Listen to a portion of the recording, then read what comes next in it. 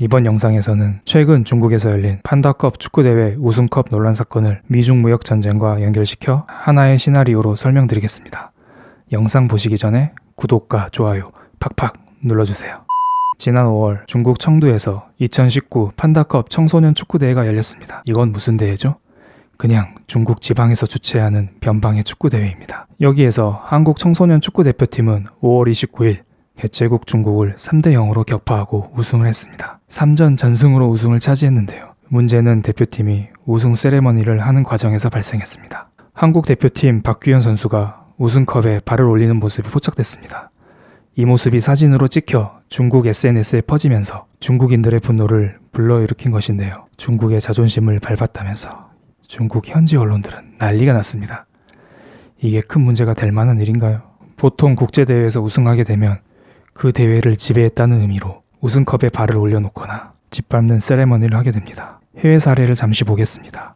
2017년 당시 맨유 소속인 질라탄이 유로파 리그에서 우승한 뒤 우승컵에 발을 넣고 찍은 사진입니다. 2018년 챔피언스 리그에서 우승한 뒤 라모스는 우승컵을 밟고 사진을 찍었고 모드리치 가족은 아예 발을 집어넣고 사진을 찍었습니다. 이때에도 우승컵을 모독했다고 이슈가 된 적은 없었습니다. 도대체 중국은 왜 이러는 것일까요? 이번 판다컵 대회는 중국에서 열린 대회였습니다. 그리고 한국, 뉴질랜드, 태국만이 초청되어 4개국 중에서 우승국을 가리는 자리였죠. 이 자리에서 중국은 한 골도 넣지 못하고 3전 전패로 대회를 마감했습니다. 자존심이 상할 대로 상했는데 한국이 우승 직후 우승컵을 밟아버리자 한국에게 화풀이를 하는 것 같습니다.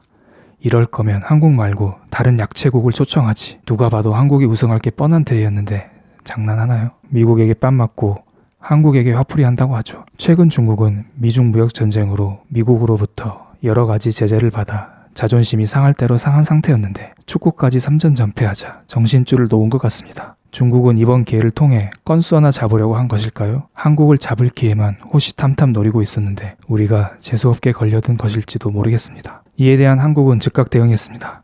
한국은 중국에게 한 번도 아닌 4번씩이나 사과를 했습니다. 먼저 선수단 전원이 사과문을 낭독한 이후 고개 숙여 사과했습니다. 그리고 당사자와 코칭 스태프가 개별적으로 사과도 하였고, 또한 대한축구협회는 중국 축구협회와 청두축구협회에 공문을 보내 공식적으로 사과도 했습니다. 마지막으로 김정수 대표팀 감독은 이런 일이 발생하게 되어 죄송하다. 완전히 나의 잘못이다라며 판다컵 주최 측에 별도의 사과를 전하기도 했습니다. 하지만 중국은 이것도 성이 안 찼나 봅니다.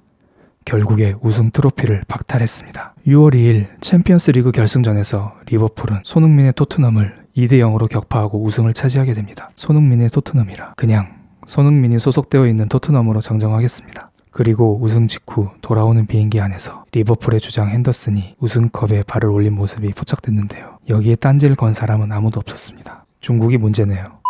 중국의 속 좁은 깡패짓을 몇 가지 살펴보겠습니다. 중국은 매번 미국에게 얻어맞고 미국의 동맹국에게 화풀이를 했습니다. 이번 청두 청소년 대회는 태국, 뉴질랜드에게 얻어맞고 한국에게 화풀이하는 것으로 해석될 수 있고, 최근 미중 무역 전쟁으로 미국에 얻어맞고 한국에 화풀이하는 것으로 해석할 수도 있습니다. 과거 사례를 보면 2018년 말 캐나다 당국은 미국의 요청으로 중국 화웨이 부회장 겸 CFO인 멍한저우를 체포했습니다. 그러자 중국은 중국에 머물던 캐나다인 3명을 구금하였습니다. 국가안보 위협 혐의와 불법 취업으로 구금했다는데요. 알턱이 있나요? 또한 캐나다 구스는 중국 최대의 온라인 유통기업인 알리바바와 손을 잡고 본격적인 중국 진출을 시도하고 있었지만, 이런 화웨이 사태로 작년 말 문을 열 예정이었던 캐나다 구스 1호점 개장을 연기하면서 캐나다 구스의 주가는 20%가량 하락했습니다. 미국은 무서워서 건들지 못하고 중간에 낀 캐나다만 피해를 입었습니다. 캐나다의 피해는 약과입니다. 사드 보복은 잘 아시죠? 과거 한국은 미국의 요청으로 국내에 사드를 설치했습니다. 이에 반대한 중국은 중국 내 롯데마트에 1년 이상 영업 정지를 내려 롯데는 결국 울며 겨자 먹기로 대부분의 매장을 폐업하거나 매각했습니다. 그리고 대놓고 자국민들에게 한국 관광을 금지시켰죠. 유커라고 많이 들어보셨죠? 한국을 찾는 중국인을 일컫는 말입니다. 유커의 수는 2016년 800만 명을 기록하면서 역대 최대치를 달성했다가 이듬해인 2017년에는 사드 보복 조치로 인해 절반 수준인 417만 명으로 급감했습니다. 당시 여행사에 한국 관광 상품을 판매 금지시키는 등 중국의 오만함은 극에 달했습니다. 중국의 오만함은 최근에도 나타나고 있습니다. 중국은 한국 기업들의 비즈니스용 비자 발급 요건을 까다롭게 바꿨습니다. 비즈니스 비자를 받기 위해서는 명함을 반드시 첨부하고 도장 날인가 과거 중국 방문 일자는 물론 체류 기간 세부 일정을 하루 단위로 꼼꼼하게 기록하도록 요구하고 있다고 합니다. 와, 듣기만 해도 피곤하죠? 단순 여행 비자는 이것보다 덜 복잡하지만 이전에 비해 꽤 귀찮은 절차를 요구하고 있습니다. 안 그래도 미세먼지 때문에 안 간다 이놈들아.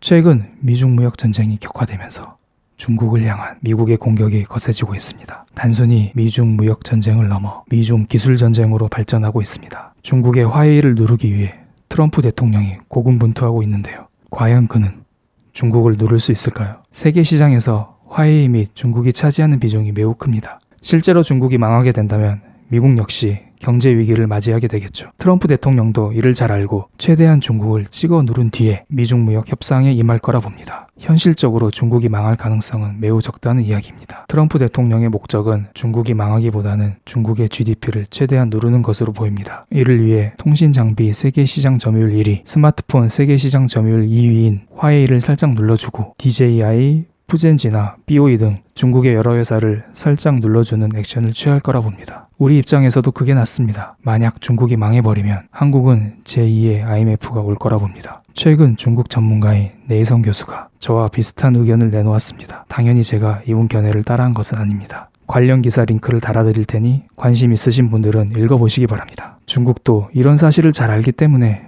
미국에게 대놓고 덤비는 것 같습니다. 그럼 도대체 짱깨는 누가 잡나요?